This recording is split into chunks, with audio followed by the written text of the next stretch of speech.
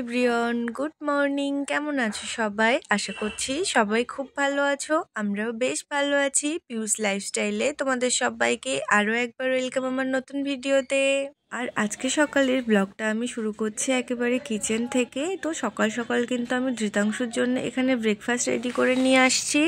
আর আজকে সকালে ওর জন্য বানিয়েছি এরকম গোলা রুটি। কিন্তু দেখো আমার ছেলে কিন্তু কেমন মন খারাপ করে এখানে শুয়ে আছে।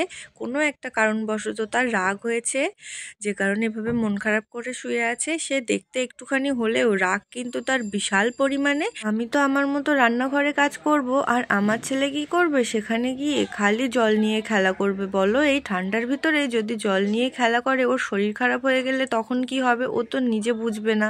ওর বাবা আর আমাকেই তো ছোটাছুটি করতে হবে এর মধ্যে, যে কারণে আমি ওকে একটুখানি বকেছিলাম। ঘরে এসে এখানে চুপচাপ শুয়ে আছে।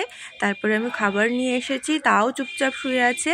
তারপরে এই যে অনেকক্ষণ পরে মানিয়ে টানিয়ে আমি এই যে সবগুলো ছোট ছোট পিস করে দিলাম। এবারে কিন্তু ওর মন খারাপটা কমেছে, এবারে কিন্তু ও খেয়ে নেবে। তো সকালে কিন্তু ধৃতাংশুর পাপা ডিউটি চলে যাওয়ার পরে ধৃতাংশু ঘুমিয়েছিল। ওই সময় আমি নিচে গিয়েছিলাম, গিয়ে এই যে টুকটাক কিছু দরকার ছিল সেগুলো নিয়ে এসেছি। একটু আলু এনেছি, পেঁয়াজ, টমেটো আর একটুখানি রসুন নিয়ে এসেছি, কারণ এগুলোরই দরকার ছিল। বাকি সবজি আজকে ঘরে অনেকগুলোই ছিল, যে কারণে সবজি আনিনি। এই কয়েকটা জিনিসই নিয়ে চলে এসেছি। আর আজকে সকাল থেকে না একের পর এক ফোনে কথাই বলে যাচ্ছিলাম, যে কারণে আর মনে হলো না ছাদে গিয়ে কাপড়গুলো মেলে আসি। সবার সাথে গল্প করতে করতে কিন্তু আমার রান্নাগুলোই হয়ে গেছে।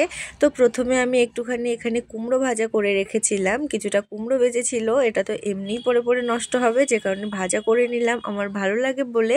আর তারপরে কিন্তু এই যে ঢ্যাঁড়স আলুটা রান্না করে নিচ্ছি।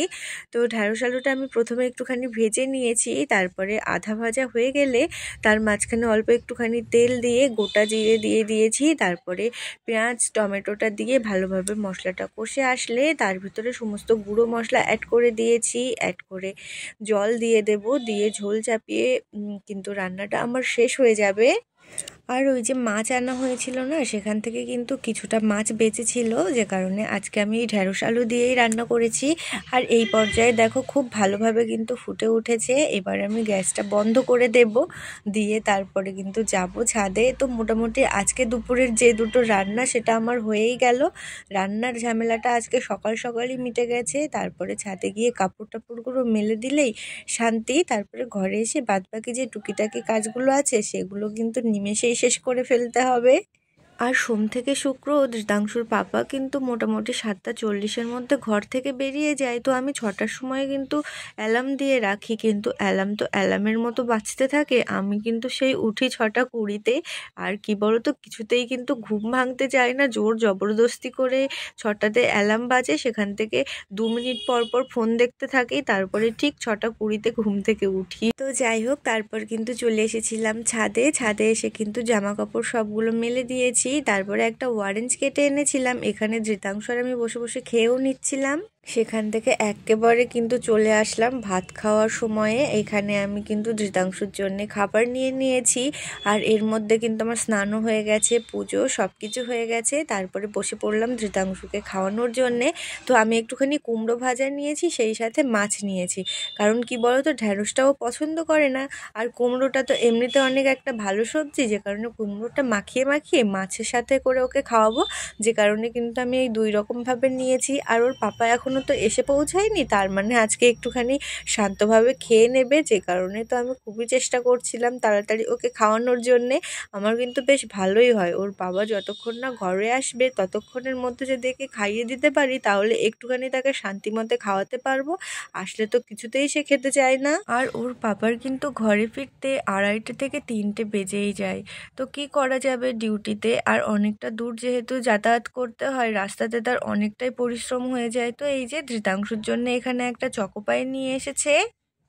তারপরে কিন্তু একেবারে চলে আসলাম সন্ধ্যের সময়টাতে। এই সময়ে প্রায় 6:30 মতো বেজে গেছে।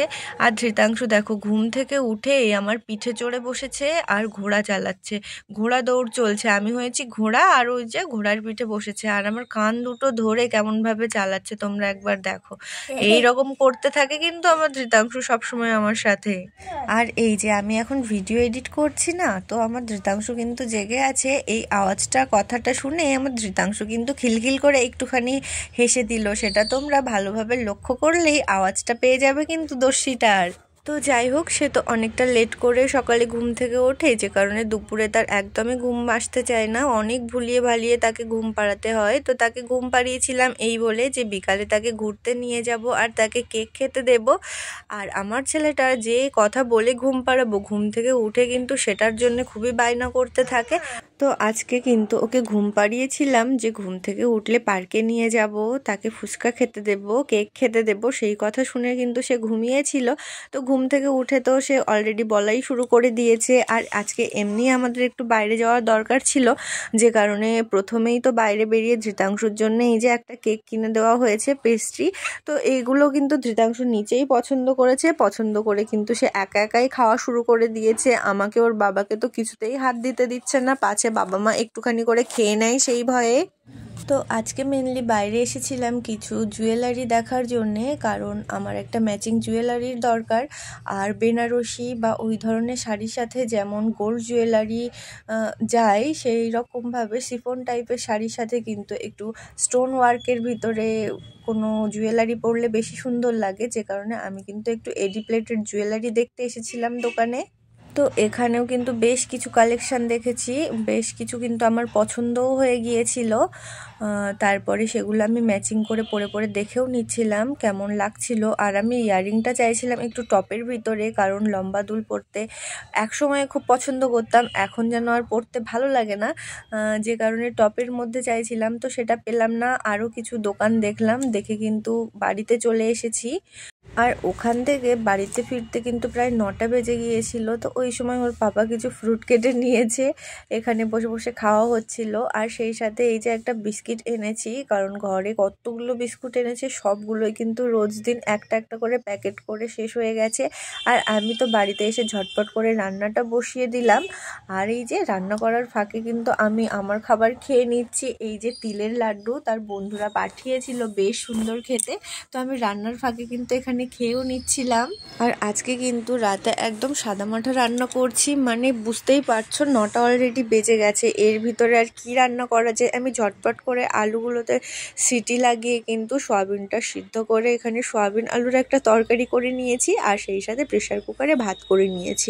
মানে 9টা থেকে 10টার মধ্যে আমার সমস্ত সব কিছু কমপ্লিট হয়ে গেছে, কারণ তাড়াতাড়ি শুয়েও পড়তে হবে, সকালে তো তার ডিউটি আছে, সে ডিউটিতে চলে যাবে, যে কারণে যত তাড়াতাড়ি সম্ভব সব কিছু মিটিয়ে নিতে পারলেই আমার ভালো। তো সব মিলিয়ে কিন্তু আজকের দিনটা বেশ ভালো কাটলো, বাইরে থেকে ঘুরে আসার কারণে আমার ধৃতাংশুর মনটাও কিন্তু একটুখানি ফ্রি হলো।